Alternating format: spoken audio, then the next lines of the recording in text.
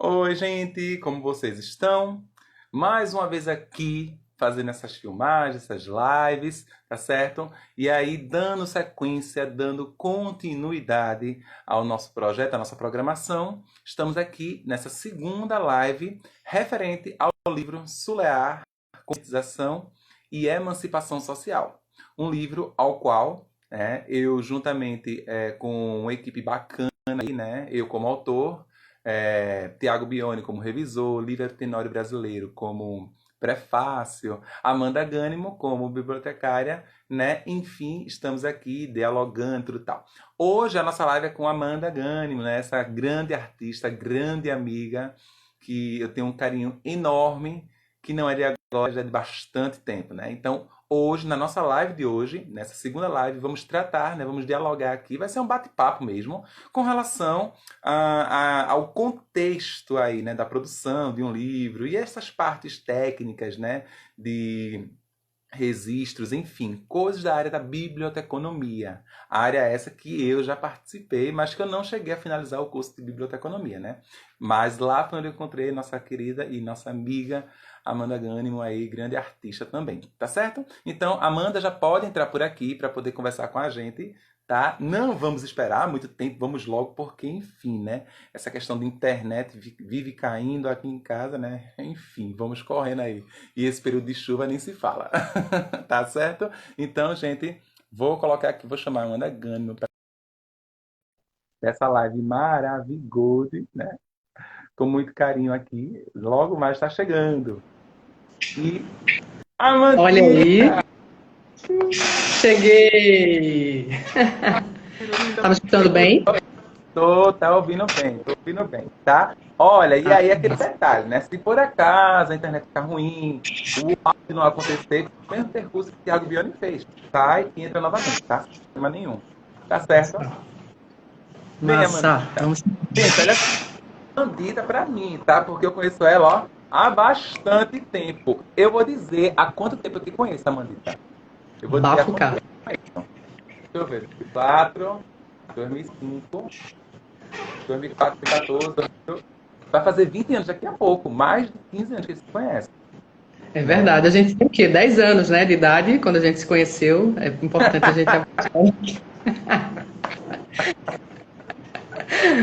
Vamos Não, sim, entregar.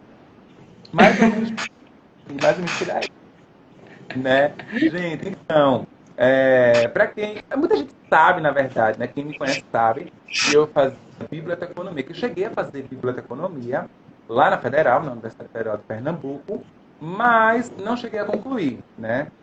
Diferentemente de Amandita, que fez, a gente era da mesma turma, inclusive, né? Da mesma turma, e chegou a finalizar o curso, enfim, né? Trabalha na área também, mas ela é uma grande cantora. Gente, vocês não têm noção da imensa, grande cantora que ela é. Isso desde a época da Federal. Eu já falava, ah, Mandita, tu canta muito. Né? E ela, não, que nada. Maravilhosa. Gente, então, para falar aqui Ah, rapidinho, um roteirinho, né? Amanda, Gânimo. Gânimo ou Ganimo? Eu sei. Gânimo.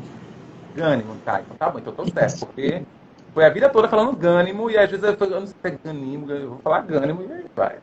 Amanda Gânimo, tá? Ela é formada em Biblioteconomia pela Universidade Federal de Pernambuco. Aí, Amandita, tu vai me lembrando assim, porque, olha, tu mandou pra mim, mas eu sou uma pessoa, né, que naquela correria toda, a mesma coisa que Tiaguinho, não imprimiu o roteiro do teu currículo. Sem Mas problema. tem mestrado, tem especialização E isso, mediação cultural, em pela, mediação. pela, pela FPE também. E eu estou fazendo mestrado agora, né? Sou mestranda em ciência da informação. Ai, meu Deus do céu. Nessa E batalha aí. trabalha na Federal, né? Ela é uma funcionária federal, lá na biblioteca, né?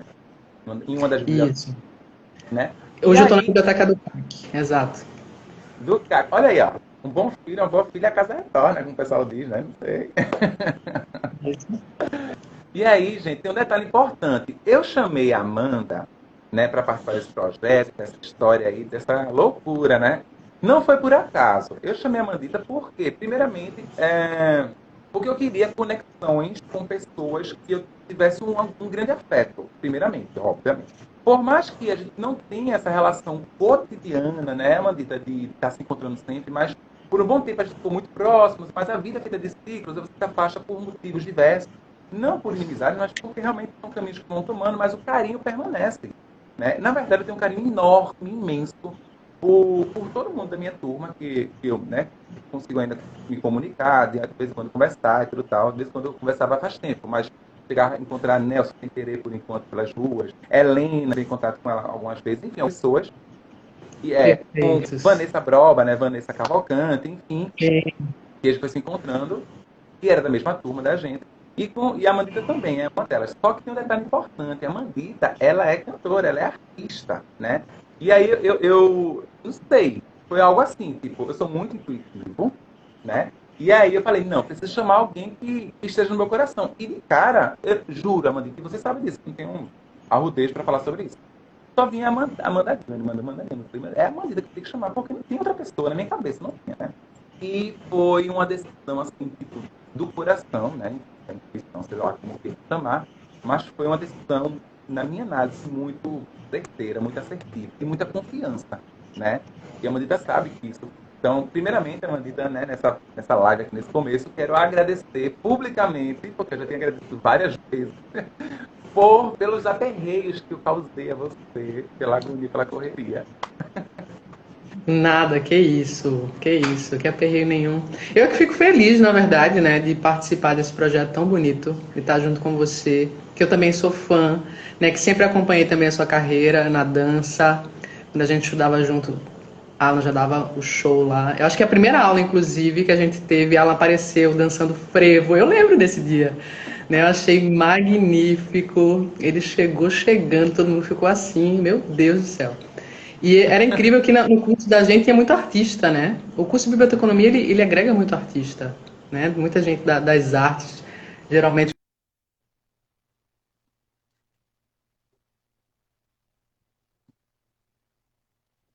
Oi, Amandita? Oi, acho que caiu. Não sei. Internet, pode ajudar, por favor, internet. Não sei se foi a minha internet ou se foi a de Amandita. Gente, coloca aí no chat para eu saber qual foi a internet que falhou, tá? Eu não sei se foi a minha ou se foi a de Amanda que caiu. Bem, eu acho que foi a de Amanda, né? A internet de Amanda que caiu. Bem, mas é isso, ela vai voltar, né? Logo mais, deixa ela retornar para a gente poder continuar com essa live bacana aí, né? Essa live que é para falar sobre o meu primeiro livro, gente, né? Essa é a segunda live, né, que eu estou trazendo aqui. Curiosidades, né? Os bastidores aqui do meu primeiro livro que eu construí, né? E que vai ser lançado agora no final do mês, né? O título é Sulear, Conscientização e Emancipação Social, tá? Bem, Fábio, meu querido Fábio, muito obrigado. Valeu aí por ter avisado, né? Foi o Diamandita, eu percebi que ela saiu aqui da internet.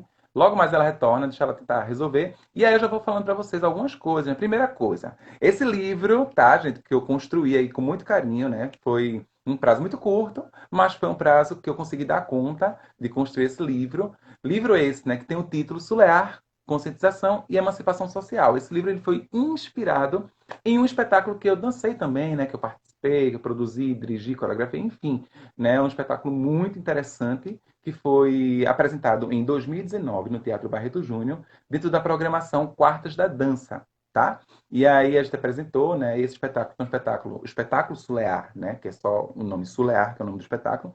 Eu trouxe essa ideia, né, para a bailarina e coreógrafa Manuela Freitas, e na época, né, desenvolvemos esse espetáculo. Bem, agora decidi construir esse livro, tá? E aí eu escrevi esse livro, foi uma correria aí, né? Porque ser professor universitário, dar conta das relações familiares, das amizades, enfim, todas as demandas que tem, e ainda parar a vida para escrever um livro, realmente exige alguns sacrifícios.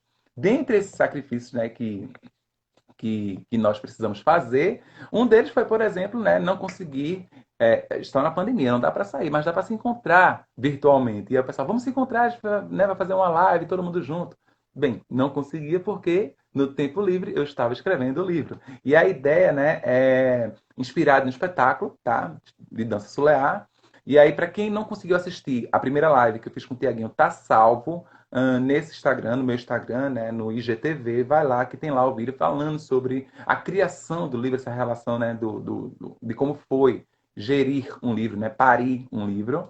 E eu e o Tiaguinho, a gente conversa bastante. Nós trazemos elementos metodológicos, epistemológicos, ou seja, do conhecimento sobre a temática Sulear. E dentro desse diálogo, dessa live que eu fiz com o Tiaguinho, né, que nós fizemos juntos na sexta-feira passada, a gente dialoga intensamente sobre o que seria, né, pensar sobre Sulear. Então, eu acredito que seja uma live muito bacana. Eu falei, Tiaguinho, é uma live rápida, de 40 minutos a 50 minutos.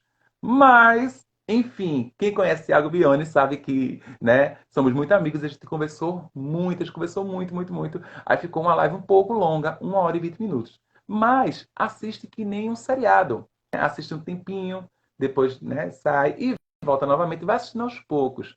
É uma live muito gostosa, porque, enfim, né, a live entre amigos, mas onde a gente traz com muita consciência e com muita responsabilidade um diálogo, né, um conhecimento para vocês, ao pensar, ao dialogar sobre Sulear. Lembrando que esse livro ele foi produzido, né, oriundo da Lei Aldir Blanc, via, né, Secretaria de Cultura do Estado de Pernambuco, tá bom? E aí, até o final do mês, esse livro está sendo lançado. E quando for lançado, não se preocupe que eu vou avisar. Lembrando que esse livro ele vai ser gratuito. Isso mesmo, gratuito, gente. Tá? Daniel, que está aqui, grande Daniel, né? Um grande abraço. Lembrando, Amaro também passou por aqui, né? Tá por aqui. Bem, algumas pessoas muito bacanas por aqui. Aninha Cecília, um beijo enorme. Estava conversando hoje de manhã com a Ana Cecília, né? Uma grande professora. Enfim, esse livro vai ser gratuito, gente. Então, olha só, né? O pessoal perguntando. Amandita, o pessoal perguntando, né? Assim, fora das lives. Olha, quando tiver, eu vou comprar teu livro, não sei o que. Eu falei, oh, meus amores, o livro vai ser gratuito, não se preocupem. Vai ser digital. Né? Digital. Por quê? Vou explicar por quê. Isso também faz parte dessa relação de pensar, né, nessa produção aí de um livro. Né? A Lei Aldir Blanc, ela deixou bem explícita que todos os fazedores da arte, aí, enfim, quem está envolvido nessas respectivas linhas, deveriam disponibilizar durante 10 anos, gratuitamente, o material produzido. Seja filme, seja livro, seja uma live de música, de dança, seja o que for. O que você produzir vai ter que estar disponível durante 10 anos para a sociedade. Então, era inviável, e aí já vai entrando na relação da biblioteconomia aqui, né? Era inviável, né, Mandita, criar uma estratégia onde tivesse um livro físico, né, um papel, disponível durante 10 anos para quem quisesse. Realmente, não teria, acho que teria que pegar todo o valor do investimento da Lei Aldir Blanc só para esse livro. Não é o caso, né? A gente não tem condições. Então, como tem que estar disponível durante 10 anos, o livro vai ser gratuito, e ser gratuito, né? Vai ser digital, tá certo? E eu já vou aproveitar aqui em bala, Mandita, para poder falar sobre a localização do livro, né? Eu criei a página mesmo na internet da Outros Ares, www.outrosaresbrasil, tudo junto, minúsculo, né? outrosaresbrasil.com. Lá, quem quiser entrar, já pode entrar. É um site pequenininho, tá? Mas foi feito com muito carinho, com muito amor. Por mim. Ai, meu Deus. E aí, esse site tá lá, né? Eu disponibilizei, só a título de teste, a minha dissertação de mestrado. Mas só a título de teste para ver se funciona, se a pessoa consegue fazer o download e tal. Bem, lá tem lá uma tarja vermelha assim explicando, né? Em breve, o link para fazer o download do livro Sulear, Conscientização e Emancipação Social. Lá nesse site tem algumas fotos também, né? Tem a galeria e a parte do site que eu coloquei 2,5. Pois bem, você entra lá, já vai conhecendo o site, porque quando for lançado o livro, vai estar lá no site. Né, Amandita? Perfeito. Então, já vamos aqui seguindo, né? Antes que essa internet caia. Pois é, meu filho. Aí você estava falando de quê, Amanda? Eu nem lembro mais o que estava falando. Vamos passando? Eu estava falando da forma que eu te conheci, né? Que você chegou dançando, eu falando que em biblioteconomia tem muitos artistas. Eu acho que é porque a gente está no Centro de Arte e Comunicação ali, né?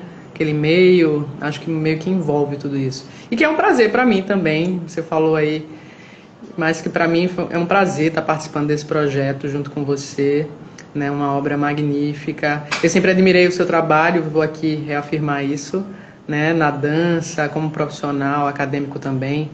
Agora, você como professor, né, já vi aqui comentários que você é um excelente professor e eu não duvido disso, viu? Então, eu fico muito agradecida de participar desse projeto.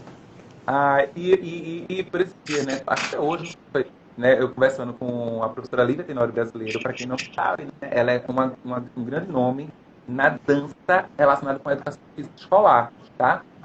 E aí, ela que está fazendo prefácio, e ela, óbvio, né? Assim, poderia ser, é muito suspeito, mas não. Quem conhece a Lívia sabe, a Lívia, ela é bem, né, rígida, assim, bem séria, bem comprometida, e ela mandou a mensagem, o livro tá lindo, não sei o quê. Então, assim, meu Deus, o coração já começa a acelerar, né? Porque eu sei que ela falaria, olha, Alan, tem lacunas, o livro está faltando isso, está faltando aquilo, não sei o quê. E a gente sabe, a construção de um livro, inclusive eu falei na live com o Tiaguinho, né? A construção de um livro, ele pode entrar várias possibilidades, porque Sulear, inclusive, permite essas possibilidades, né? Até estava conversando também com Ana Cecília, que está aqui na live. Aninha, não se preocupe, você também vai ter o livro.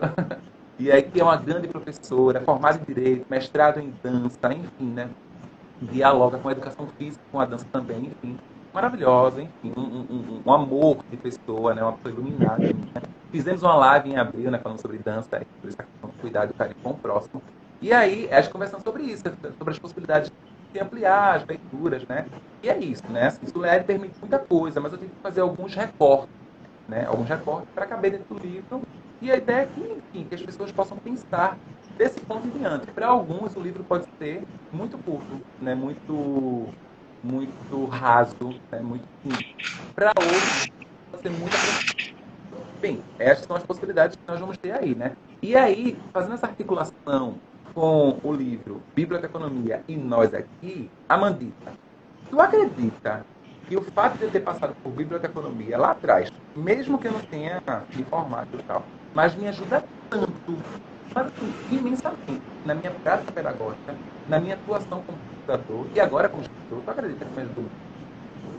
Eu realmente, não tenho dúvida, né? A gente está envolvido com isso também, não tem como. Não tem como. A gente sempre trabalhando com informação, conhecimento.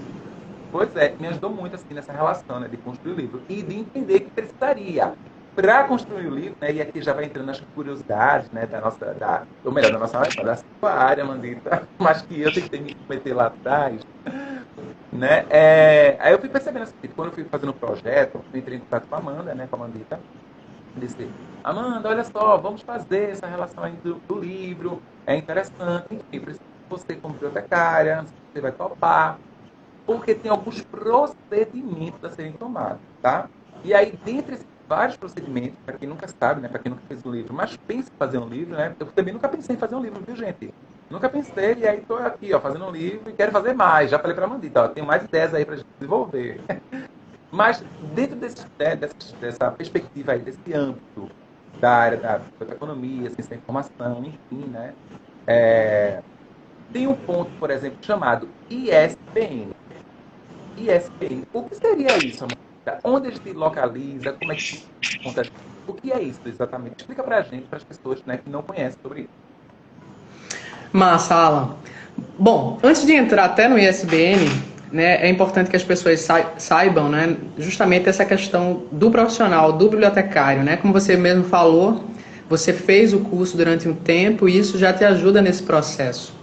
Porque a gente sempre trabalhou dessa forma, né, com informação, com produção de conhecimento. Enfim, e a gente sabe que para produzir um livro, existem vários profissionais que trabalham na área e que produzem o material, o livro. É claro que tem o escritor, que é a peça fundamental, a peça criativa, né, que sem o escritor a gente não tem. Mas existem outros profissionais também, né, que estão por trás disso. Existem ilustradores, existem designers gráficos, tradutores, editores, enfim. E bibliotecário também está nesse processo de construção, né? E é importante você, Alan, reconhecer, né, o profissional, porque você já foi, né, já esteve na área. É importante que os outros escritores também reconheçam esse profissional, né? Para que esse trabalho seja feito em conjunto. E o bibliotecário é isso que eu falei, ele trabalha com informação e o livro nada mais é do que um conjunto, né, de dados de informação que a gente gera ali o conhecimento. E o bibliotecário, ele geralmente ele atua nessa área, ele atua nesse processo. E quando a gente atua com informação, a gente pensa muito em controle bibliográfico, padronização, a gente sempre remete a isso, né? Porque a gente verifica que há uma explosão muito, muito forte, muito grande nessa questão, até editorial, de livros, mas também de outros tipos de materiais, né? A gente tem uma explosão imensa, e o bibliotecário ele serve justamente para organizar essa informação, né? Então a gente utiliza padronizações, a gente utiliza controles universais, né, internacionais. E o ISBN é um controle, né, uma forma de controlar isso, de controlar a informação bibliográfica que é produzida. E o ISBN, para quem não sabe, é como se fosse um númerozinho indicado para cada livro. É como se fosse um número de RG, né? A gente tem um número de RG, para cada pessoa não tem um número, né? A gente não repete esse número. Eu tenho o meu número, Alan tem o número dele. Assim acontece para cada livro que é produzido. Então, se Alan hoje produzir um livro que é um e-book, né, um livro que está em formato eletrônico, ele vai ter um número de ISBN, inclusive ele já tem esse número, né? Não é isso?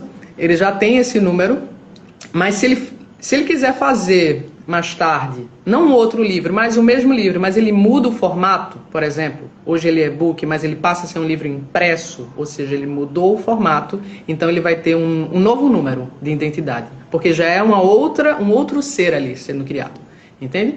Mesmo que seja o mesmo conteúdo, mas ele vai ter uma outra cara, vai ter um outro formato, então ele vai receber um novo número. Assim também acontece se esse mesmo livro que Alan quiser fazer, mas ele quiser fazer uma nova edição, uma segunda edição desse livro, então ele também vai receber um novo número de ISBN, né? Então o ISBN ele serve para isso, é um controle, né, uma numeração que serve para cada produção feita. E é importante saber o histórico, o que é, como foi formado, né, esse ISBN. Esse ISBN foi formado pelos editores ingleses, justamente eles pensaram nessa questão de organização dessa informação, que antes era muito jogada, né, muito solta.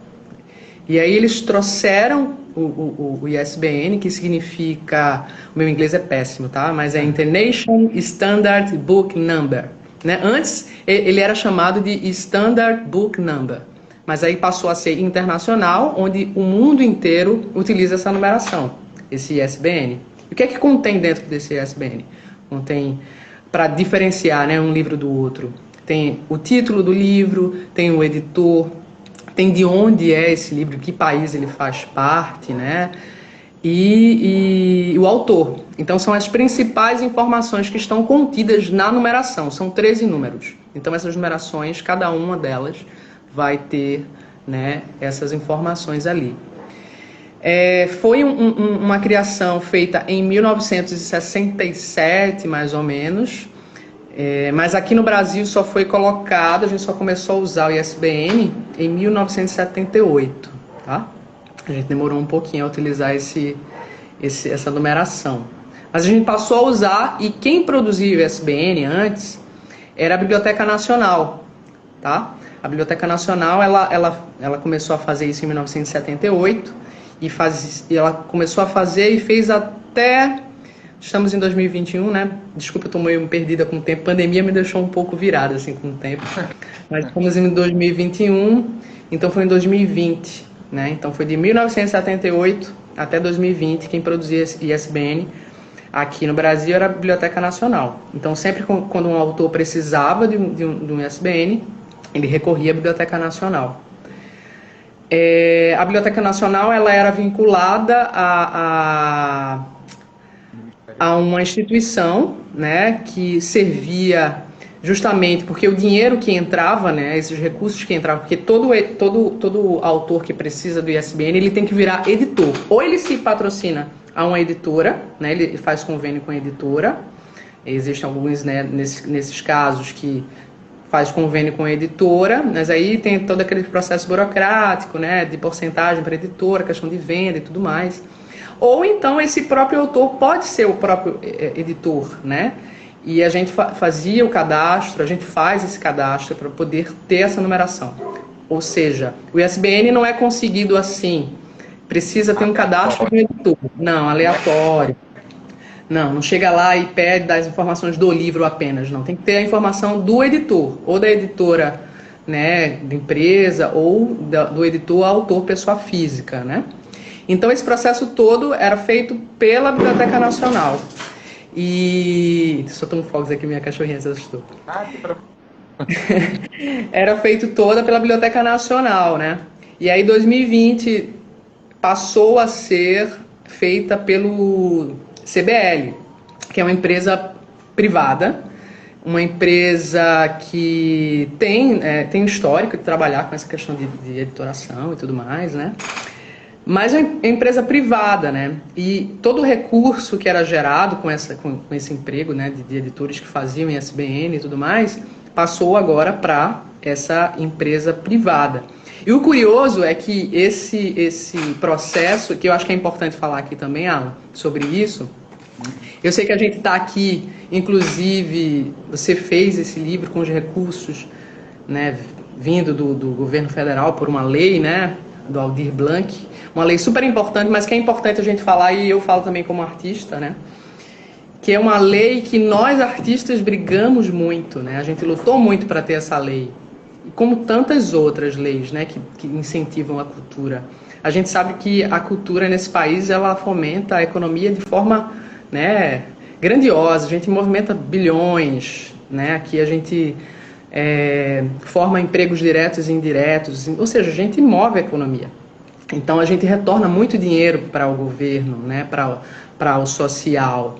E além de produzir a cultura, né, que a gente não vive sem cultura, a gente está aqui hoje na pandemia. O que é que a gente precisa hoje, né? A gente precisa ler um livro, né? A gente precisa ler o livro de Alan aqui, a gente precisa escutar uma música, ver um espetáculo de dança, mesmo que seja via remotamente, isso nos preenche, né? Ver uma poesia, eu estou vendo aqui uma poeta entrando aqui, amiga minha entrando, Cidinha Poeta, beijo para ela aqui.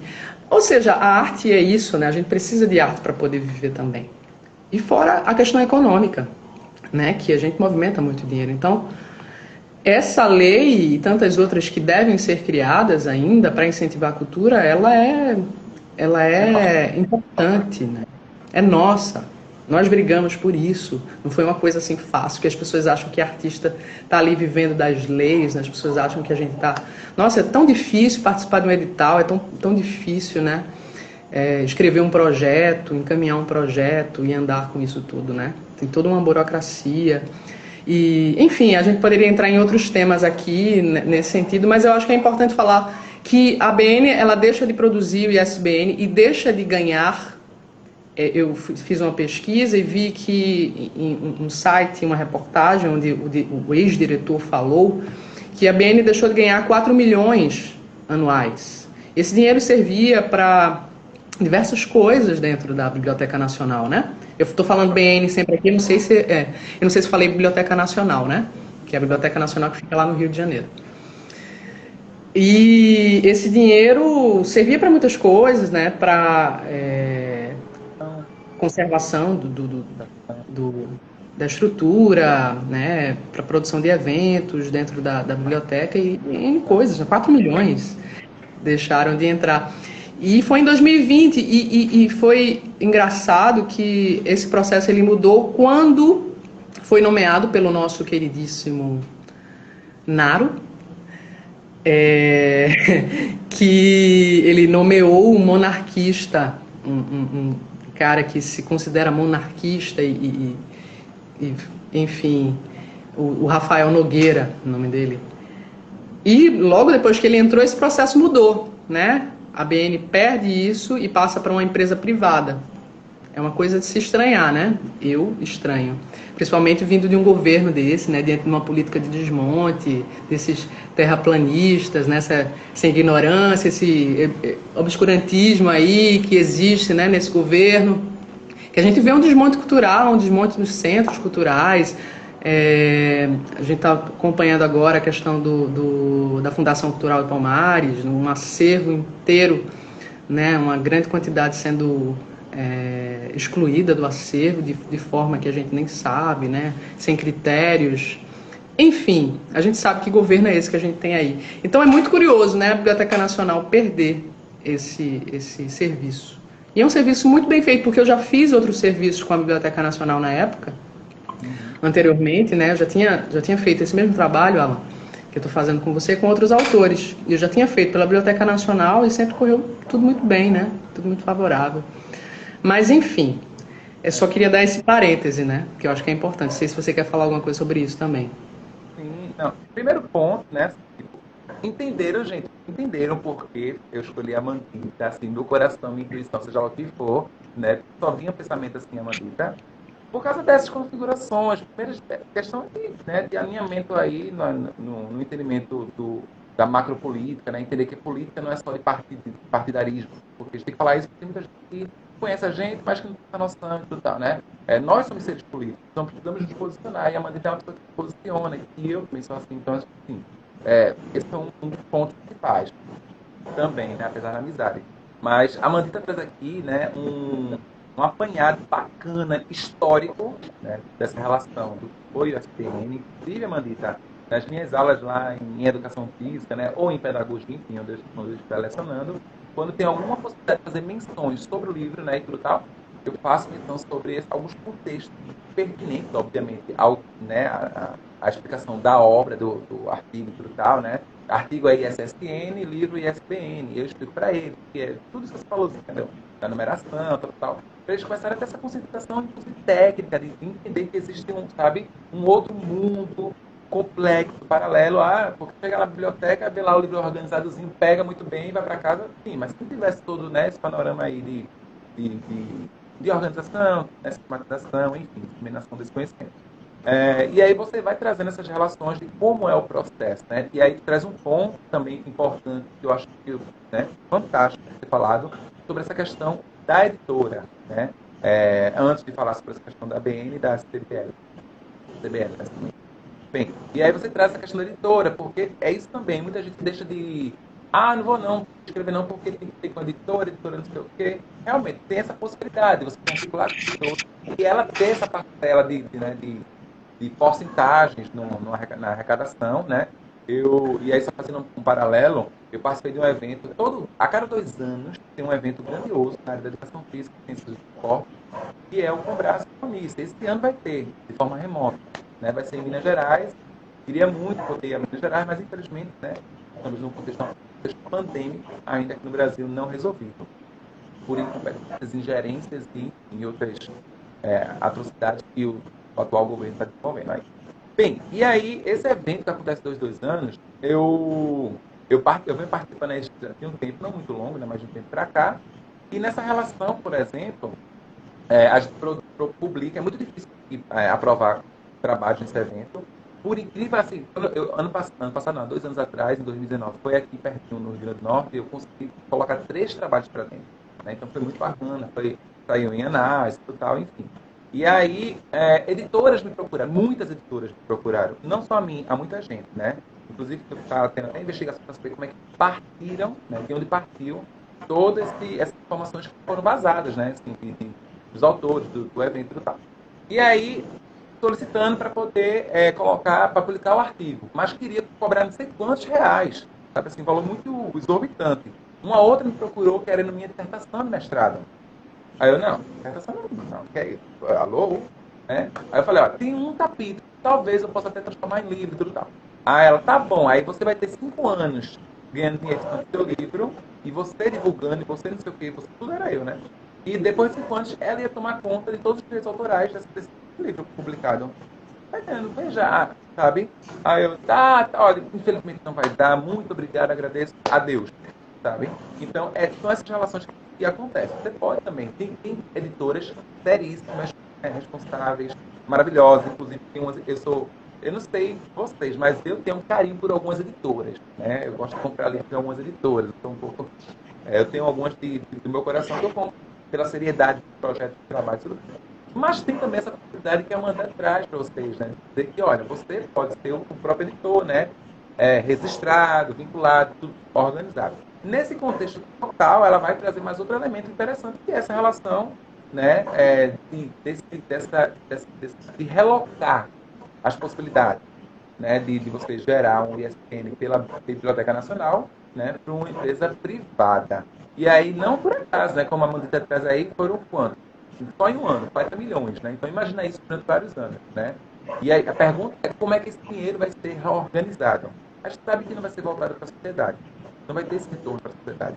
E isso é uma ponta de várias pontas, né, de desorganização, desarticulação, desmonte, de destruição da soberania nacional.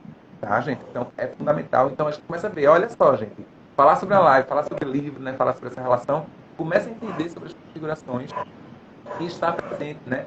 Estamos agora vendo, né, nessa semana aí acontecendo, o Congresso Nacional. Gente, por favor, pensem que vocês vão votar com consciência e responsabilidade. O Congresso Nacional está aprovando a privatização da Eletrobras. E privatizar a Eletrobras não é só a questão da energia, é a questão da água também, porque nós temos quase, né, 70%, 80% de hidrelétricas. Né? Ou seja, é a água que vai estar lá sendo... E a água é um detalhe importante, que as pessoas não estão fazendo diálogo sobre isso. Mas empresas estrangeiras já estão de olho nos nossos aquíferos há muito tempo, né? Na nossa água há muito tempo. Tá? Então assim, não é por acaso que está acontecendo tudo isso. Então, quem pensou que era só tirar um partido para entrar outro, e se esse outro não der certo, a gente tira, não é assim que as coisas funcionam, infelizmente. E aí, Amandita, muito, muito obrigado por essa lucidez e por essa fala, né? Por esse anúncio e essa denúncia, né? Porque a gente tem que pensar como relação em forma de denúncia mesmo, posicionar, né? Bem, agradeço. E aí, Amandita, diz pra gente como é essa relação também, né? Porque dentro do livro, gente, para quem não sabe, dentro do livro, né, tem um quadro logo no comecinho. Tem alguns livros que estão no final, mas assim, a maioria é tudo no começo. Os livros um pouco mais antigos eram no final. Tinha livros mais antigos ainda que nem tinham o nome chamado ficha catalográfica. E aí conta pra gente, né, e aí esses bastidores de um livro, né? O que seria uma ficha catalográfica? Massa, Alan. É bom, né, falar com uma pessoa que já tem esse conhecimento também, né? Então, é importante, né? Nem todo mundo sabe, sobre isso, porque realmente fica muito nesse meio, ou da editoração, né? Que quem produz muito livro já fica um pouco por dentro, ou da parte de biblioteconomia mesmo, porque a gente já é acostumado a fazer isso, né? Uma ficha catalográfica, ela geralmente é para ser produzida por um profissional, por um bibliotecário. Mas muitas vezes é produzida por um profissional aleatório, por isso que a gente encontra fichas fora do padrão, desse tão padrão que a gente tanto fala, né? Esse padrão é muito importante e eu vou bater aqui com vocês nessa questão da padronização. Eu sei que quando a gente pensa em padronização, a gente pensa em engessar as coisas, né? É claro que, por exemplo, uma atividade artística, um livro até, uma produção de um livro, a gente também não pode, né, engessar o autor, né? Às vezes ele quer fazer algumas coisas que a gente vai conversando e a gente vai tentando adequar, né, Alan? A gente vai vendo possibilidades. Mas o padrão ele é importante, né, justamente para ter essa linguagem universal. Então, às vezes, a ficha catalográfica está atrás da folha de rosto, né, como deve ser, ou então a gente vai encontrar lá no final do livro, aí provavelmente é um profissional que não entende muito bem dessa questão da padronização. Então a ficha catalográfica, ela reúne todas as informações mais importantes de um livro, como título, o autor do livro, os assuntos que aquele livro ele aborda. Geralmente a gente coloca uns 3, 4 até palavras-chave ali. Se é a primeira, a segunda, qual é a edição desse livro, né? A editora, o local, o ano do livro, a classificação daquele livro, a classificação que a gente chama é um número de classificação daquele assunto, né? Que aquele livro aborda, o assunto principal, né? É claro, um livro ele pode abordar vários assuntos, mas tem geralmente um assunto principal que recebe uma numeração. Isso tudo é feito pelo profissional, pelo bibliotecário. Né? Então, quando existe essa informação, e, por exemplo, um livro desse chega em determinada biblioteca, né, ou determinado centro de informação, onde aquele livro vai ser armazenado, por exemplo, e ele precisa ir para uma base de dados, né, ele precisa ser colocado para que essa informação possa ser consultada posteriormente por alguém. Esses dados já estão ali naquela ficha. Então facilita para aquele bibliotecário, por exemplo, catalogador, que vai catalogar aquele livro, naquela base, ele já encontra aquelas informações na ficha catalográfica. Não que ele não vá olhar o livro, que um profissional, a gente costuma olhar o livro, mas a gente já tem aquelas informações básicas, isso facilita, né? E também faz com que por exemplo, uma ficha catalográfica dentro de um livro, quando a gente obedece um padrão, porque existe um padrão onde é colocado cada informação, né? A gente não vai jogando a informação a qualquer maneira. Existe um local para cada informação. Há um local para colocar a classificação, há um local para colocar a autoria, há um local para colocar o título, há um local para colocar qualquer informação que eu falei aqui, tem um local definido, né?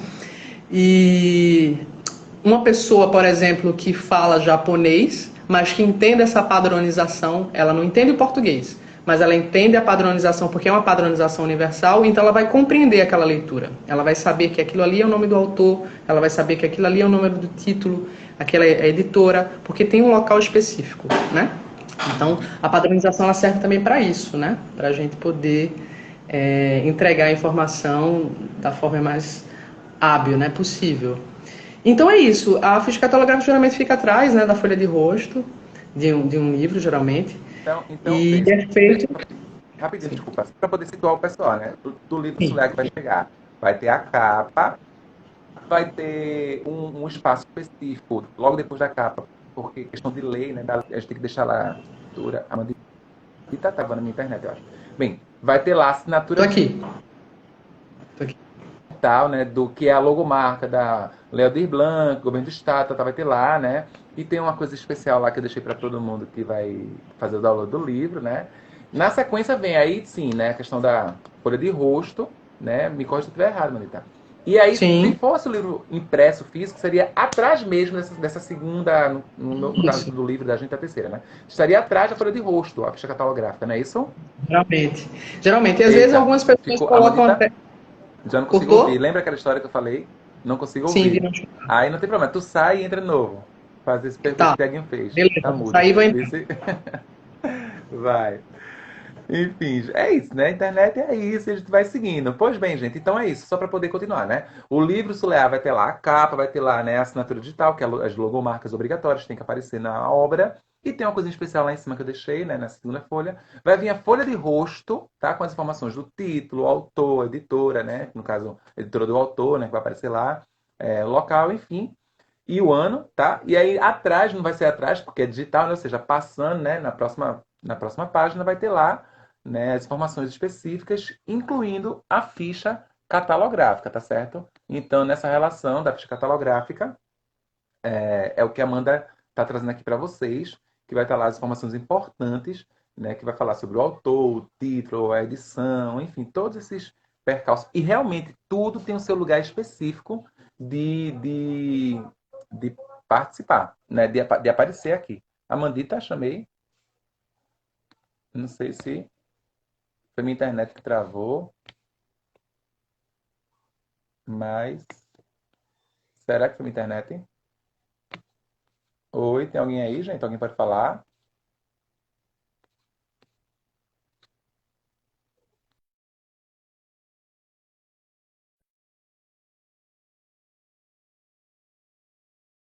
Oi, tem alguém aí? Alguém pode dizer? Tá aparecendo? Bem, a Mandita vai entrar. Cheguei. Ah, entrou. Já estava convidando novamente. Pronto. Meu Deus, minha internet Internet é tá. isso. A internet é isso. E aí, só para poder contemplar, né, Amandita, e eu acho muito bacana você traz essa informação, né? Porque, novamente, eu trago os estudantes, porque de vez em quando eu pergunto assim, né? Sei lá, vou atentar. Março 2020. Alguém vai dizer, ô professor, mas Karl Marx não já morreu, né? Não sei o quê. Aí eu, gente, então, presta atenção. Aí eu vou falar sobre essa relação e que a catalográfica vai ter lá. A edição desse livro é uma edição, obviamente, né, póstuma, porque já não existe. Então, eu vou explicando para eles as questões técnicas, para que eles possam saber e que eles possam entrar nessa questão de pesquisa mesmo, de saber, de olhar um livro e conseguir identificar essa parte técnica. E pode parecer besteira, mas é assim, tipo, é de uma riqueza fenomenal. E eu acho muito massa, sabe, essa live, assim, porque é isso, né? A ideia realmente é essa, trazer aqui informações para as pessoas com relação a esse contexto técnico, tá? Sim. E aí pronto. E aí é justamente isso, né? A ficha catalográfica, ela fica realmente na O verso. no Isso. caso do livro da gente vai estar logo depois, né? Passa na página, vai estar na Isso. próxima página lá. Exatamente.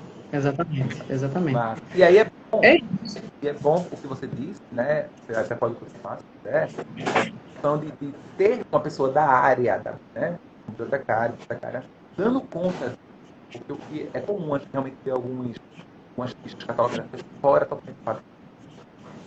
exatamente. É muito comum, a gente vê muitos livros, né? Muitas editoras que não trabalham, inclusive, com bibliotecários, a gente percebe também.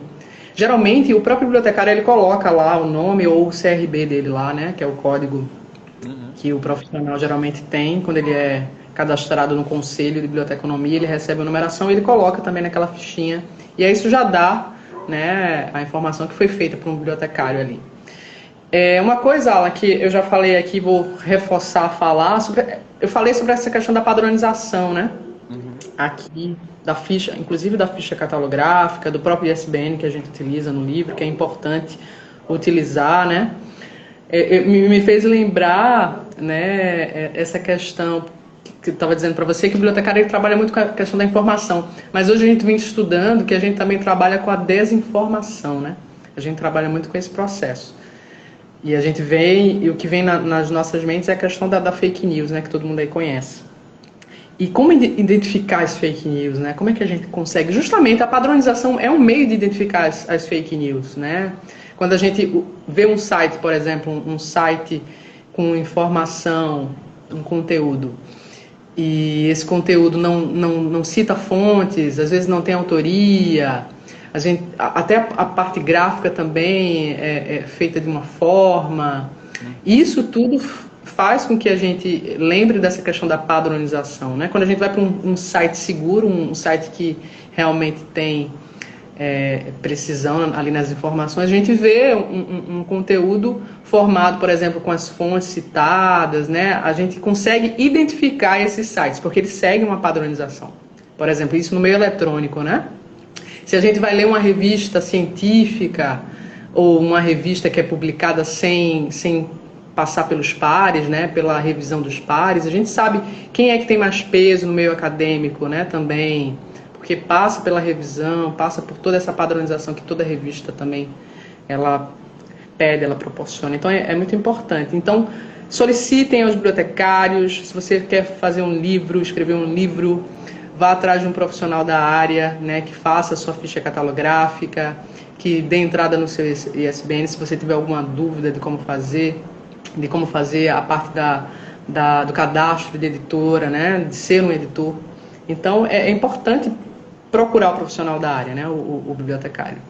É verdade, é verdade. Muito bom essa fala. Ai, meu Deus do céu. Por isso que eu sou apaixonado por você, Mandita. Porque você traz elementos a mais, né? Enriquecendo, elaborados sobre a temática, né? Olha aí, tá vendo? Meu Deus. Eu falei, olha, vai ser maravilhosa essa live, tenho certeza. E falei pra você hoje de manhã, né? Já tô amando a live. Sem ter Fico chegado no feliz. horário da live. E aí, pois é, porque é justamente isso, né? A gente consegue entender quando você tem realmente essa visão mais apurada dessa padronização que já existe e vem uma coisa, né, meio estranha ali no meio, você consegue identificar, tá? Então é fundamental, porque é muito comum as pessoas ficarem assim, né? Tipo, saiu aqui, olha, eu recebi aqui no WhatsApp, isso aqui é verdade. Calma, calma. Tenta ver, você está com a internet na mão. Se você receber no WhatsApp, você está com a internet na mão. Tenta verificar rapidinho a veracidade e não vai passando. Não repassa, fica calma, né? Procura ver, porque às vezes, né? E aí, gente, por incrível que pareça, Amandita, eu vou te falar uma coisa aqui, que eu já venho pensando sobre isso, tá? E na época da ditadura militar brasileira, né? Lá, década de 60, 70, início da década de 80 aí, que foram as artes, a música, né? Os artistas, né, os estudantes também, secundaristas, universitários, enfim, a sociedade que mobilizou aí, né? Mas vamos falar dos artistas, que é a nossa área, né? E foram os artistas que conseguiram dar conta de mobilizar aí, né? De ter a força aí junto com os intelectuais e tal, conseguiu sair dessa relação, dessa situação passada. Eu percebo, e isso não é uma coisa que só eu percebo, que é realmente um fato que você pode ter, que as relações sociais das redes sociais, e aí não vou dizer nomes sociais, mas das redes sociais, fez com que alguns governos chegassem, né? Algumas pessoas chegassem em alguns governos de alguns países através de fake news. A gente precisa nem tão longe assim, tá? Isso não é de agora, não. Já, ó, tem um país, tá? Comprovado, já realmente registrado aí, né? Vocês pesquisam, compartilham. Mas eu estou percebendo que pode ser pelas redes sociais também, por isso que pareça, por isso que eu estava refletindo sobre isso. Pode ser as redes sociais também trazendo aí uma força social, sabe, de mobilização e conscientização, tá? Mas para isso a gente precisa realmente ter esse entendimento de ter o cuidado, de algumas informações não sair repassando de forma aleatória, né? Fundamental. Massa. E aí, Amandita, me diz mais uma coisa, né? Porque eu acho que isso é uma coisa bem instigante, bem interessante aí. Como é que fica essa relação, né? Pronto, produzir um livro, massa, né? A pessoa produzir um livro, massa, ou então uma equipe, um grupo, um amigos, produzir um livro, tá? Nosso foco é um livro. Daí, eu quero que esse livro, né, tipo, tenha, obviamente, né, os direitos autorais resguardados, né? Então, por esse caminho, por exemplo, o ISBN, ele é um ponto inicial também, que precisa tomar outro caminho. Explica pra gente mais ou menos aí esse panorama, por favor. Então, o ISBN é importante, né, fazer, né, geralmente é solicitado, as editoras elas colocam, mas você acredita que o registro do livro ele não é obrigatório, não é uma coisa obrigatória, né? São coisas diferentes, ISBN e o registro autoral. O ISBN é para dar identidade ao livro, né? É aquela numeração que vai dar identidade ao livro, e o registro autoral vai dar direitos ao autor da produção do livro, né? Então são coisas realmente bem diferentes nesse sentido.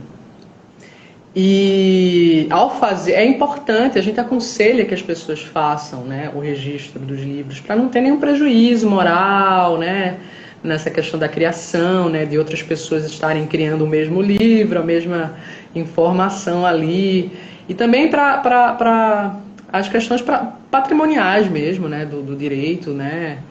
Então, para você, se você quer, às vezes você não quer vender aquele livro, a Alan vai fazer, o livro dele vai ser gratuito, né? Vai ser colocado aí.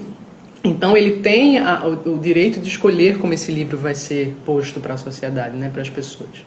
Então, quando você faz o registro do livro, é isso, ele vai te dar esses caminhos, esses direitos. Então, o autor ele passa a ter direito pelaquela obra. Então, é importante você fazer esse registro, né, de um livro, para que você não tenha prejuízos futuros. E esse registro também é feito pela Biblioteca Nacional e também pela Câmara Brasileira do Livro, né, o CBL, também está fazendo esse serviço. Ah, então nesse caso... Desculpa. Nesse caso... Sim, fale. Nesse caso que acho que pode ir para a BN, né, para a Biblioteca Nacional, né? Isso, a Biblioteca Nacional ela faz também esse serviço, ela continua fazendo esse serviço sim. A Biblioteca Nacional, inclusive, ela se eu não me engano, ela faz esse serviço há muito tempo. Eu acho que eu cheguei a ler sobre isso. Não sei se foi 1998, 1999, ou seja, há muito tempo atrás. Porque se você for na Biblioteca Nacional, não sei se as pessoas aqui conhecem, já foram na Biblioteca Nacional, ela tem um acervo gigantesco, né? É muito importante. Quem não conhece ainda a Biblioteca Nacional e for lá no Rio de Janeiro, eu já fui, já conheci. Não sei se Alan foi comigo na época que a gente foi lá para os encontros da vida. Não foi aí. Nossa, a gente foi na época de estudante, muito empolgados ainda com aquela coisa da biblioteconomia, a gente foi conhecer a Biblioteca Nacional e é magnífica, é um acervo gigantesco. Então, todo o autor que quiser deixar a sua obra na Biblioteca Nacional, através desse registro, né, esse registro autoral, ele pode deixar a sua obra. E não só livros, são obras artísticas, né, músicos, por exemplo. Eu, por exemplo, eu tenho a minha obra lá registrada na Biblioteca Nacional. Eu tenho algumas músicas que eu também sou compositora. E aí eu já fiz o meu registro na Biblioteca Nacional, né? E então obras artísticas podem ser colocadas na Biblioteca Nacional, e seja qual for o formato. O formato de Alan é no formato digital, eles recebem esse formato também, né? Filmes, né? Livros, peças, quadros, enfim, monumentos. Se você quiser registrar na Biblioteca Nacional, isso pode ser colocado, né? Isso pode ser posto. Mas nem todo mundo faz isso, infelizmente, né? Infelizmente isso não é Percurso tão uma comum. cultura. Exatamente. A gente vê isso muito no meio da música. A música faz isso. E no livro também, alguns, principalmente algumas editoras, elas exigem, justamente por conta da porcentagem, do que vai ser vendido, né? E aí isso é colocado, é registrado. Mas outros artistas intelectuais acabam esquecendo, né, de colocar suas obras. Alguns artistas eles querem, eles acham que a obra ela é produzida e aí é do mundo, né? Existe também, e eu não vou criticar isso, né? Existe também essa forma de pensar e de agir. Outros querem registrar e ter resguardado seus direitos, que tem também todo o direito de fazer isso. Então é isso. Você pode procurar a Biblioteca Nacional, né, que eu recomendo, ou também a CBL, né, que também faz esse serviço de registro. Né? Você vai dar uma cópia do seu material, preencher alguns questionários que eles pedem lá, mandar algumas documentações. Tem uma questão burocrática realmente, né? Porque precisa ser colocada. Mas não é difícil, né? E também se precisar de ajuda de um profissional para que faça isso, os bibliotecários estão aí apostos para ajudá-los, né? Nesse processo, né? Sim. Também. Muito bem falado. E aí, gente, olha só, ela falou, bem explícito aqui, não é só livro não, viu? Qualquer obra artística, quadro, fotografia, a gente pode entrar no meio também. Científica também, tá? Então, veja aí porque... E aí procura quem? Amanda Gânimo, para poder dar Ou conta. outros colegas. Oi? Ou outros colegas que façam também, né? Bibliotecários que façam esse serviço. Eu estou aqui já jogando aqui na sardinha como o pessoal diz. Então, pronto. Pois bem, né? Gente, a gente poderia passar aqui uma noite inteira dialogando, conversando sobre várias coisas, porque tudo. E aí é uma coisa que eu entendi, né? Porque na época, assim, não, na época, quando eu estava saindo de biblioteconomia, que eu decidi, né? Não, deixa eu pensar sobre o que eu quero fazer mesmo. Eu já trabalhava com dança, como a Mandita falou, né? Já cheguei aí no frevo. Então, assim, é, eu pensava, né? O que eu vou fazer, né? Tipo, o que é que eu vou levar da vida com biblioteconomia, fazendo esse curso, né? E tal. Eu ficava pensando naquelas crises identitárias, né? Eu sendo artista e tal. E aí eu cheguei a estagiar, gente. Cheguei a estagiar na Biblioteca do Estado de Pernambuco, né? Cheguei a estagiar na faculdade particular e cheguei a estagiar no TRF. Foi um concurso que teve, né? Eu cheguei a estagiar no TRF. Foram um estágio bacanas, né? Experiências mil. Mas um dia eu cheguei, né? Assim, eu sempre largava 6 horas da noite. Aí um dia eu larguei mais cedo. Quando eu larguei, que eu saí, que vi aquele sol se pondo naquela. Eu amo o pôr do sol, né? Eu falei, meu Deus do céu, será que é isso? Aí fica aquela dúvida. Só que eu fiquei pensando, né? Hoje em dia, Mandita, eu tenho plena consciência da grandiosidade que foi passar por biblioteconomia, mesmo que eu não tenha terminado o curso, no meu caso, sabe? Eu trago para a vida tudo, tudo, sabe? O que eu precisava não usar nada, estou usando tudo, né? Obviamente, para me localizar, não para atuar, porque, enfim, não é essa a relação, mas para me localizar, como eu te falei, nas pesquisas, nos estudos, sabe? Na produção técnica de um trabalho acadêmico, para os eventos, essa questão da padronização, né? E aí, gente, é fundamental que a gente tenha realmente essa relação de uma consciência de padrão. Mas se você olhar para trás, você vê aqui coloridinhos, mas aqui educação ali em cima, né, psicologia, tal, educação, dança, e assim vai, né? Ou seja, tipo, eu Facilita, fiz uma facilita. padronização. Isso, né? Aqui, ó, Karl Marx aqui também tem uma. Ou seja, sair padronizando assim, né? Aqui de metodologia, Paulo Freire, ou seja, sair colocando, né? Não fiz aqueles procedimentos bibliotecários, porque eu não lembro mais, não lembro mesmo. Mas sair organizando de uma maneira padrão para que fique mais fácil para a gente. Né? E aí a ideia, né? É isso, é que a gente possa entender que a construção de um livro, né? No caso aqui que é a nossa live, né? Você como escritor, enfim, vai acontecer, mas que, na minha análise, é fundamental, porque, gente, por mais que eu tenha esse conhecimento, né, lá pregresso da área da economia, mas eu precisei muito de Amandita, muito, muito. Né? Então, de vez em quando eu mandava um áudio, e aí, como que eu vou fazer isso? E assim, e assado. E ela foi me guiando, assim como Tiago Bione foi me guiando, né, na relação jurídica, porque também tem isso, por incrível relação jurídica também é fundamental. Ele foi me guiando na relação jurídica, na relação artística também, né?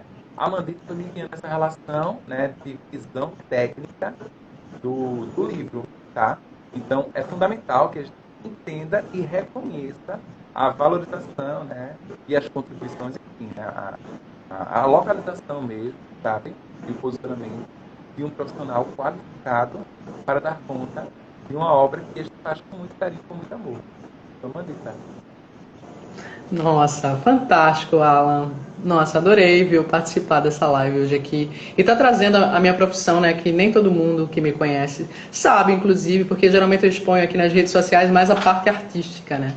Geralmente é isso que eu demonstro. Sabe, quem me conhece sabe que eu sou bibliotecária, sabe onde eu trabalho hoje, né?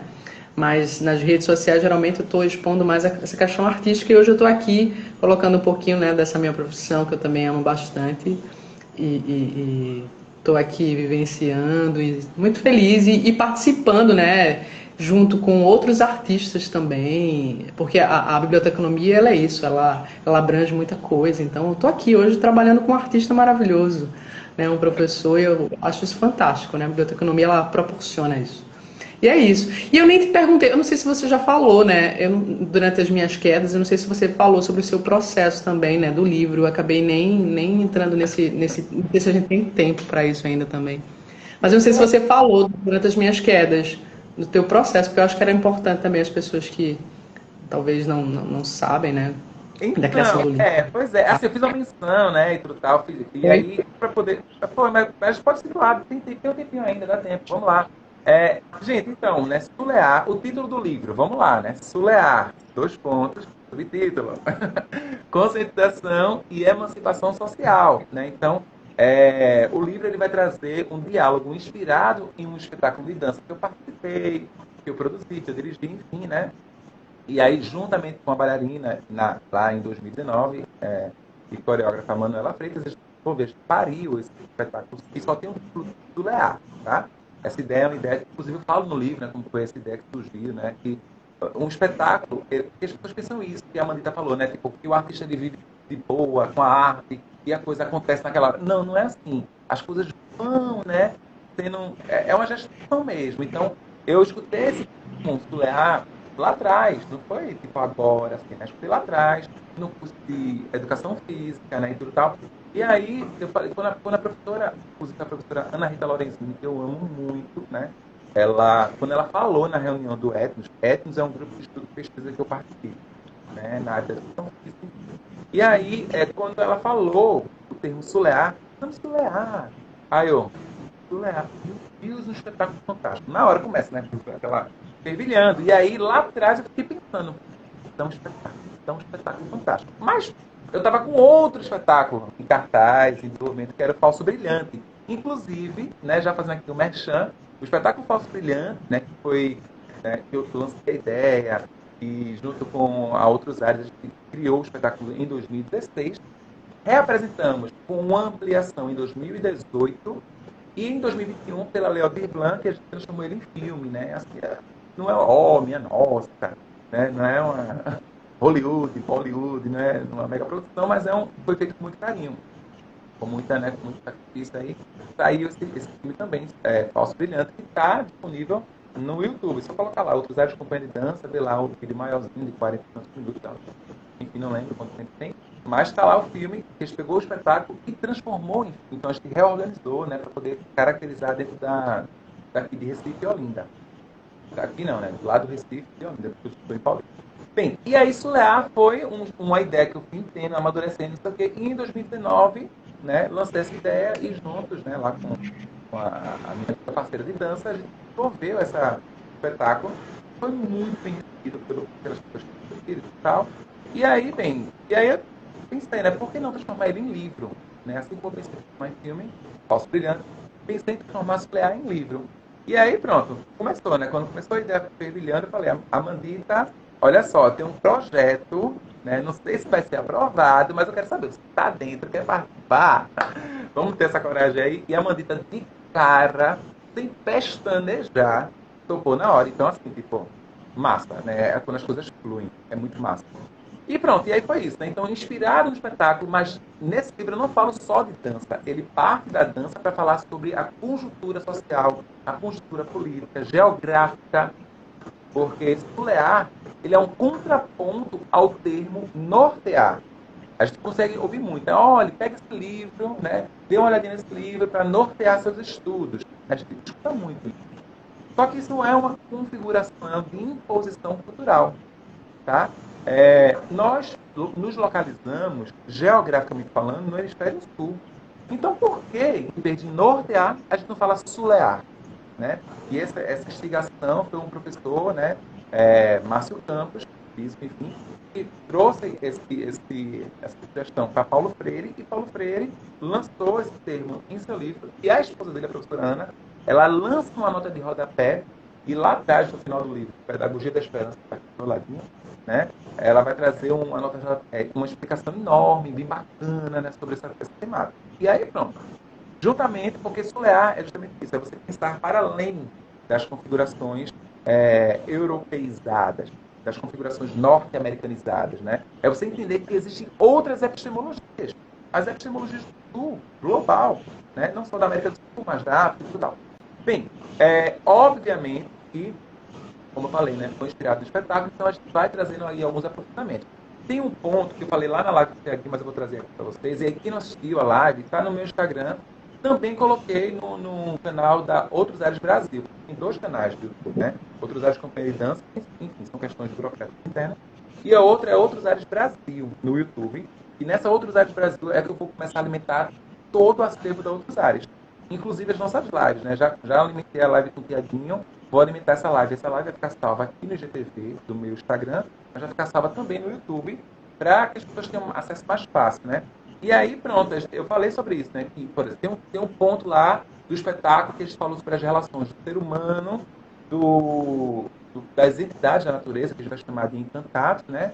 E dos animais, enfim. E o espetáculo é uma cena que eu amo do espetáculo, né? E eu trouxe isso no livro, mas não trouxe falando sobre essa relação. Eu trouxe a própria fala, né? De citações de, de indígenas, né, enfim, dos povos primeiros e tal, que escreveram sobre isso, porque em tudo na relação indígena, por exemplo, vai ter sobre dança, vai estar lá, dança, porque a dança para a gente pode ser entretenimento, diversão, mas para os povos originários, né, os indígenas, não, a dança ela é a vida, né, e aí eu trouxe citações deles, tanto das configurações das falas, né, culturais, como da relação de vida mesmo. Então tá lá, a citação, porque eu entendo meu local de fala.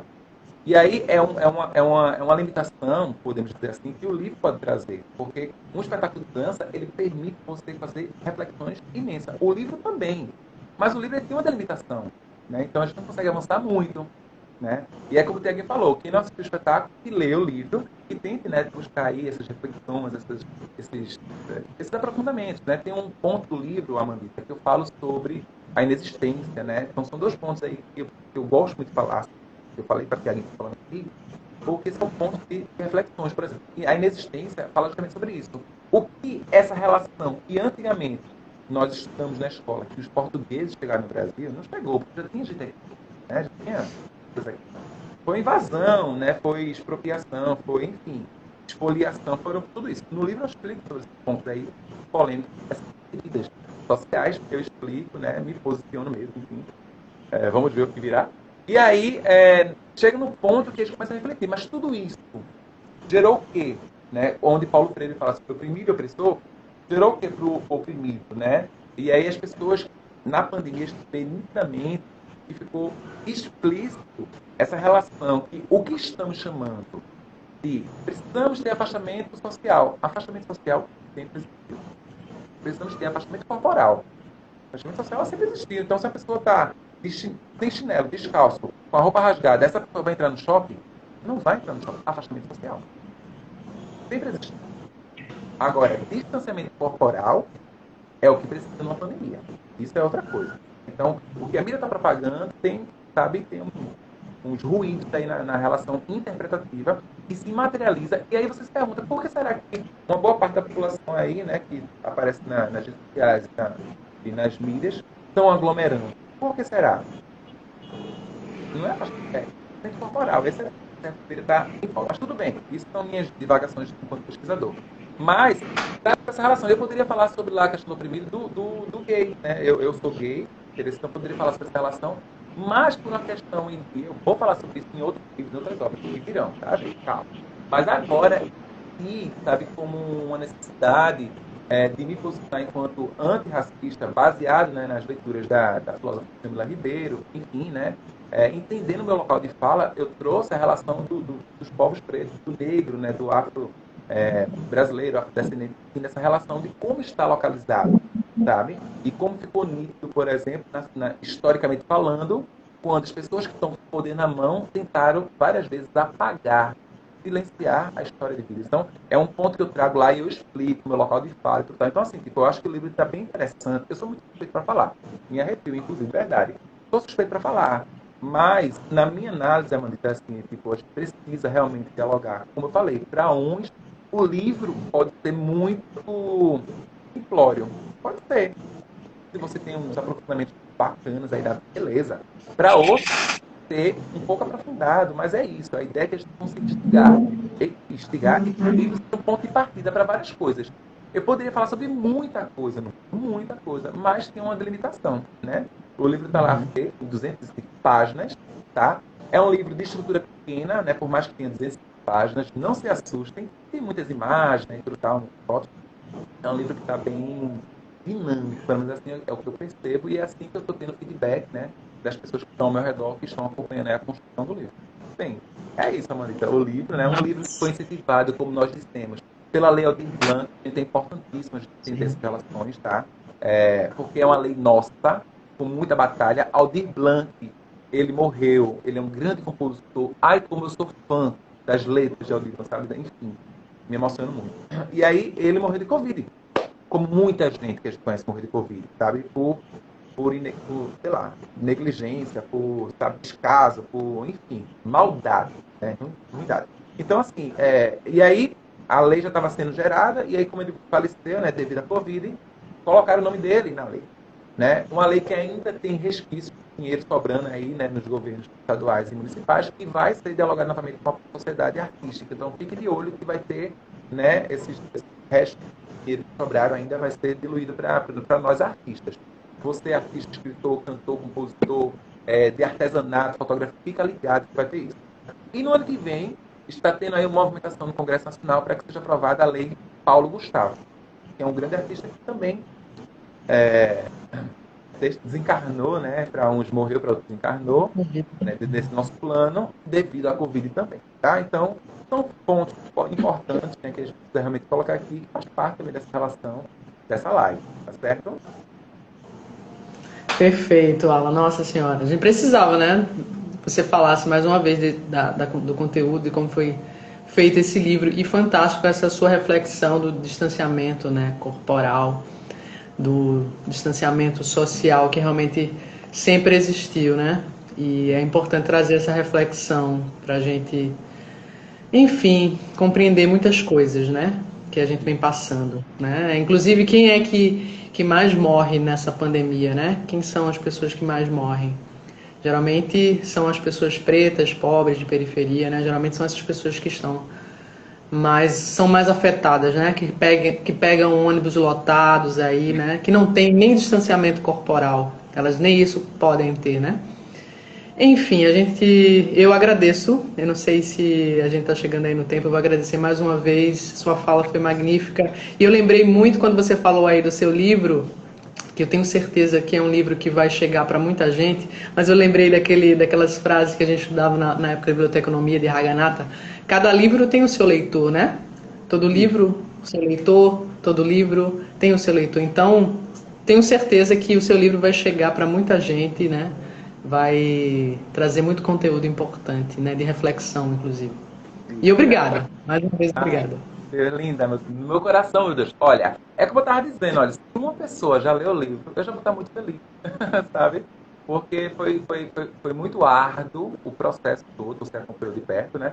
Mas foi muito, está sendo muito gratificante, né? Então, assim, tipo, é um ponto de partida. Eu quero escrever mais coisas. E eu amei escrever livro, amei. Quero mais coisas. E a Amanda já sabe que é ela que vai ser aqui a parceria, já vai estar aqui, ó, fechada, amarrada. né, para as próximas produções. Viu, Amandita?